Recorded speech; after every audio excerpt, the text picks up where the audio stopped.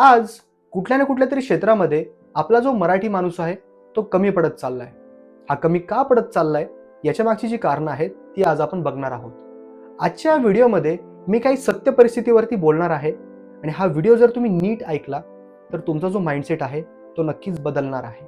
तर हा व्हिडिओ शेवटपर्यंत नक्की बघा.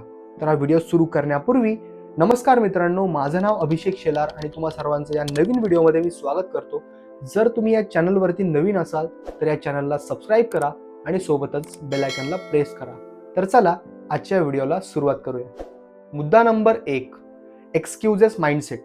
आता बघा मित्रांनो, आपली जी मराठी माणसं आहेत ना, यांना एक्सक्यूजेस देणं खूप चांगलं जमतं. म्हणजे कुठलीही गोष्ट सुरुवात केली, कुठल्याही गोष्टीला सुरुवात केल्यानंतर माझ्याकडे टाइम नाहीये, ठीक आहे, काही दिवस ती गोष्ट करायची आणि ती गोष्ट सुरू झाल्यानंतरच लगेच सांगायचं की मला टाइम नाहीये, मला चांगल्या प्रकारचा सपोर्ट नाहीये, माझी फॅमिली मला सपोर्ट करत नाही, माझ्याकडे आता तशी सिच्युएशन नाहीये, त्यामुळे मी ती गोष्ट करू शकत नाही.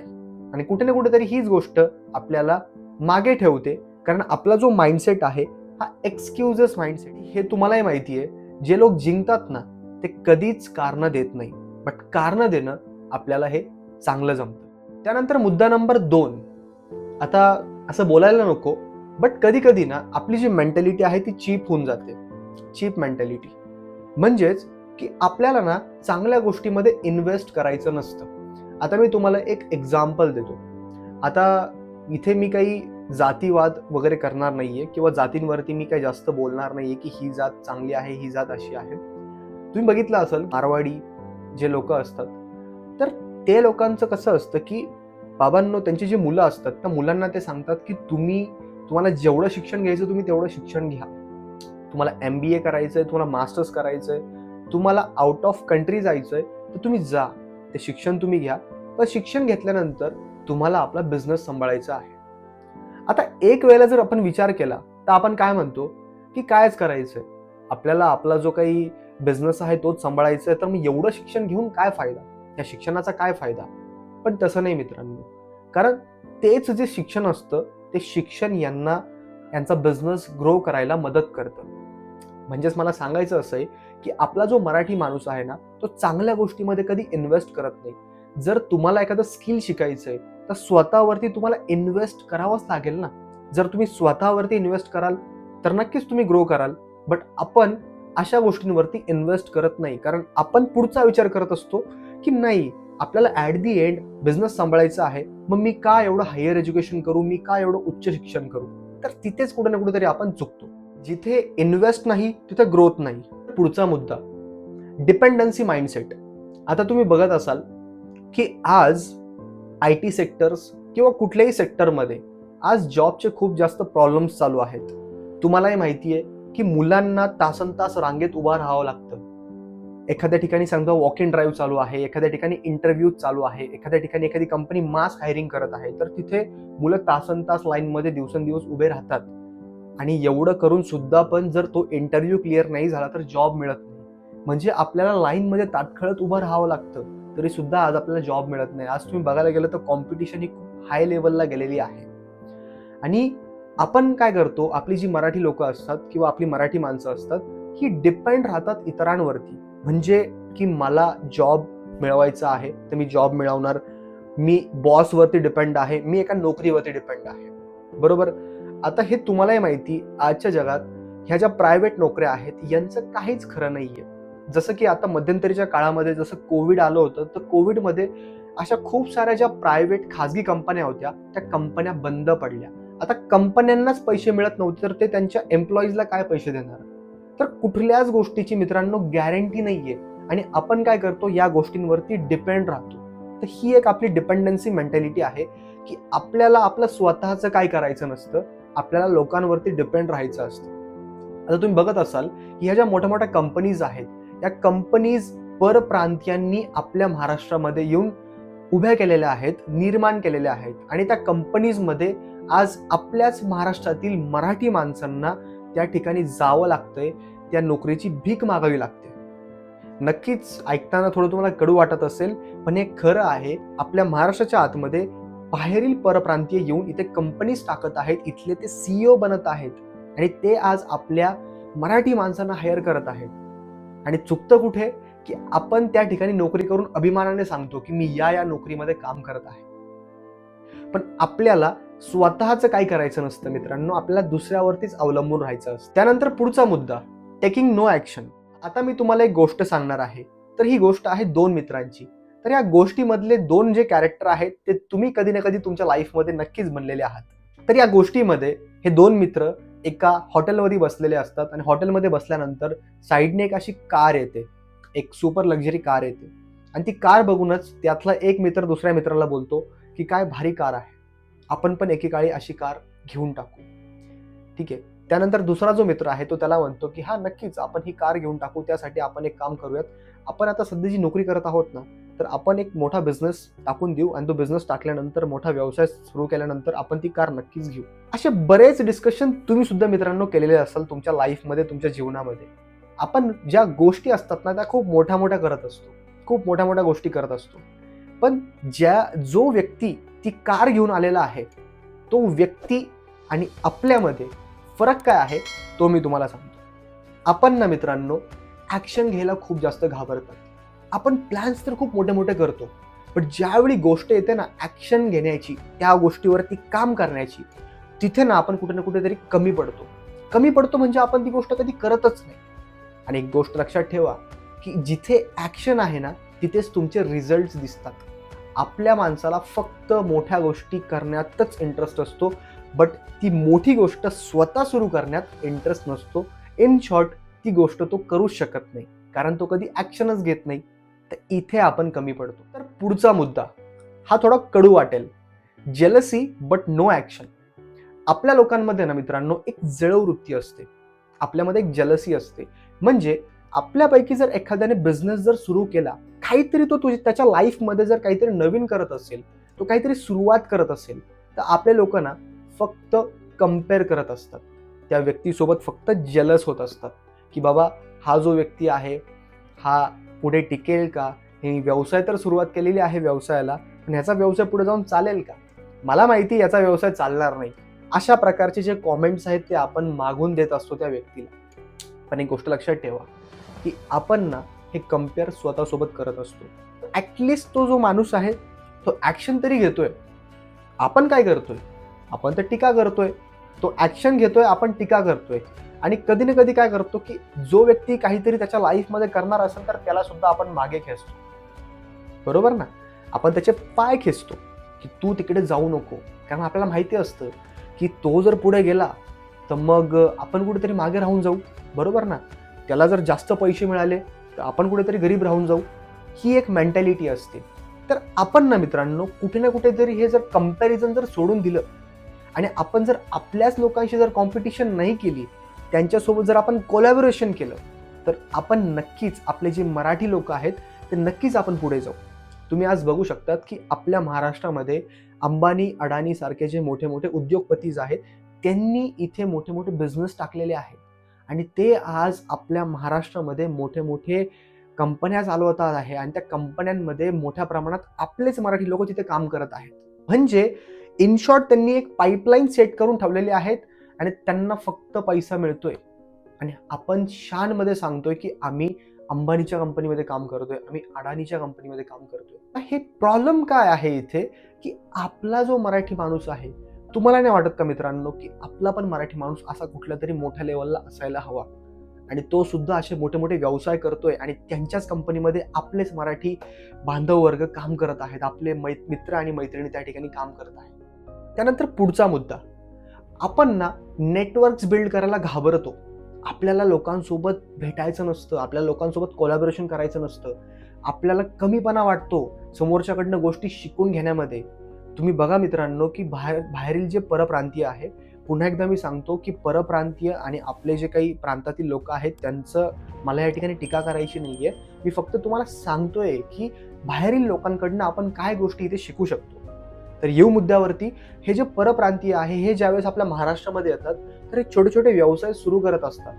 आणि आपल्या मराठी माणसाची मेंटॅलिटी काय असते, की जो चुकून जरी, समजा आपला मराठी माणूस चुकून जरी एखाद्या व्यवसायामध्ये जर उतरला, तर त्याला डायरेक्टली त्या कॅश काउंटरवर बसायचं असतं.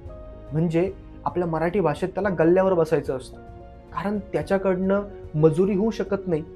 आणि ही जी लोकं असतात, जी बाहेरील परप्रांतीयमधून आपल्या महाराष्ट्रामध्ये येतात, ही लोकं काय करतात, की आधी स्वतः मजुरी करतात आणि मजुरी करून, करून, करून ज्यावेळेस त्यांचा जो व्यवसाय आहे तो वाढतो, त्यावेळेस कुठेतरी जाऊन ते गल्ल्यावर बसतात आणि तेच आपल्या लोकांना कामाला त्या ठिकाणी ठेवतात.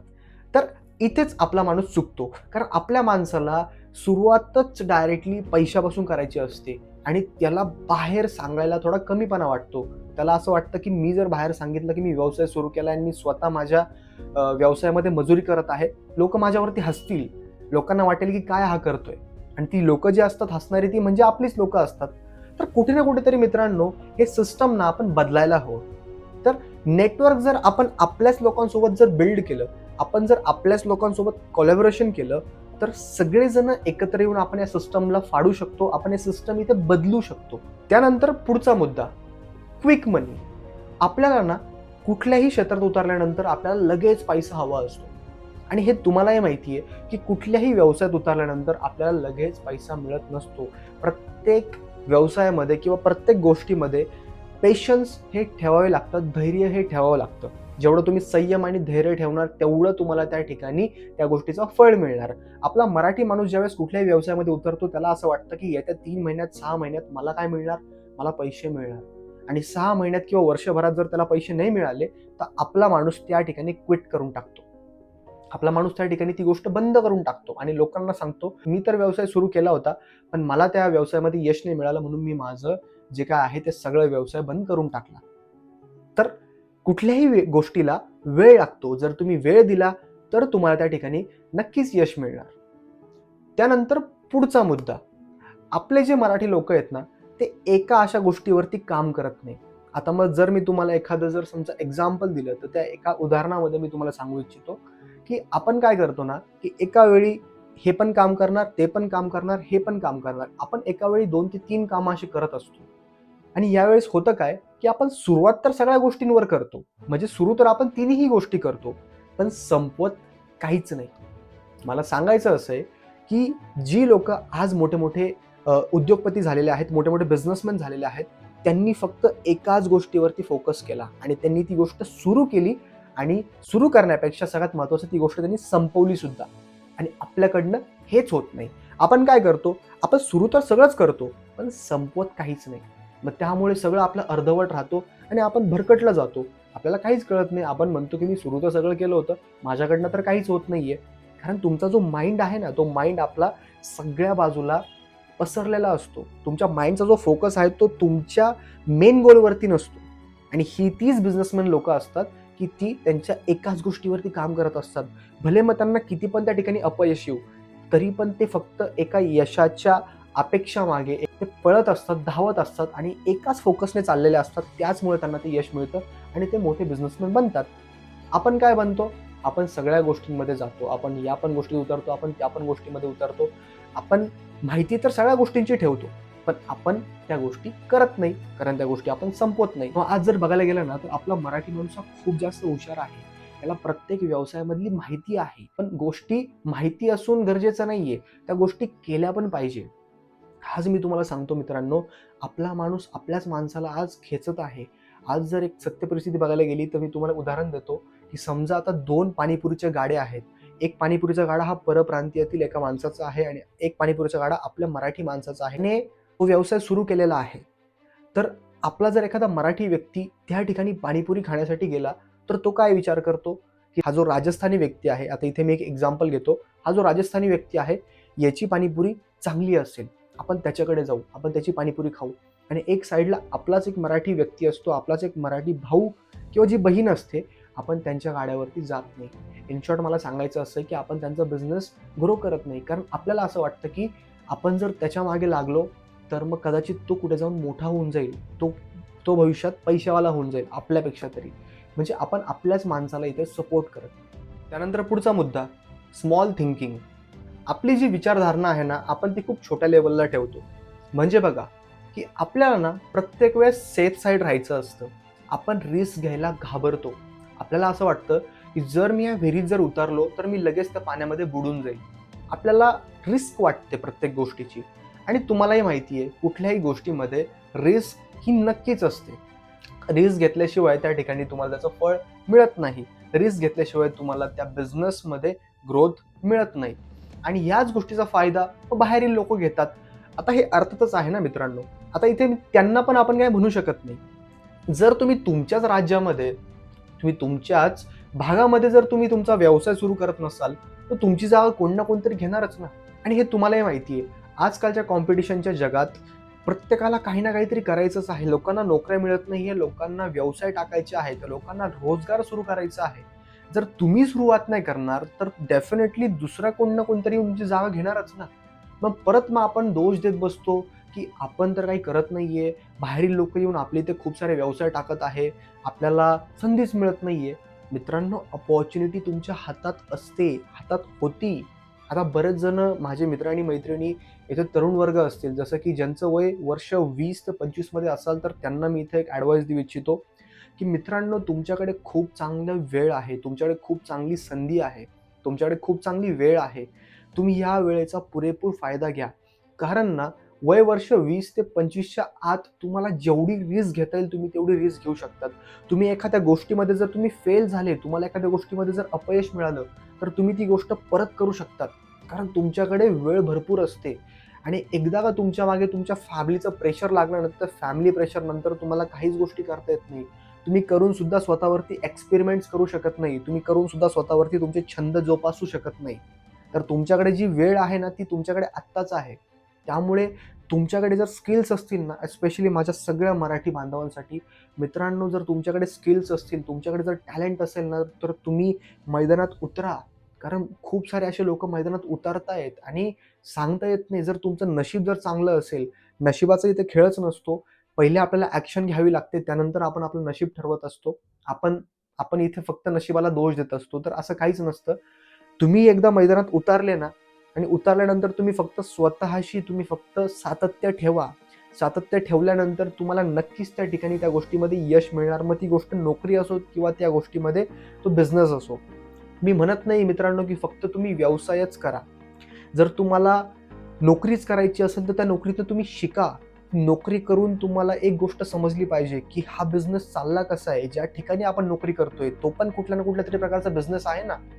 तर तुम्ही ती गोष्ट शिका, की इथे आपण नोकरी करतोय. फक्त हा विचार नका करू, की ही नोकरी करून महिन्याला मला पगार मिळतोय, विषय संपतोय, मी माझ्या फॅमिलीला इथे खुश ठेवतोय. नाही मित्रांनो, तुम्ही जर हा विचार बदलाल ना, तर आपला कुठेतरी मराठी माणूस पुढे जाईल. जर तुम्ही हा विचार जर ठेवला ना, की ज्या ठिकाणी मी नोकरी करतोय, तिथला जो बॉस आहे, तो कुठल्या प्रकारचा बिझनेस चालवतोय. ठीक आहे, बिझनेस काय आहे तो तर तुम्हाला माहितीच असणार, कारण तुम्ही त्या ठिकाणी नोकरी करताय.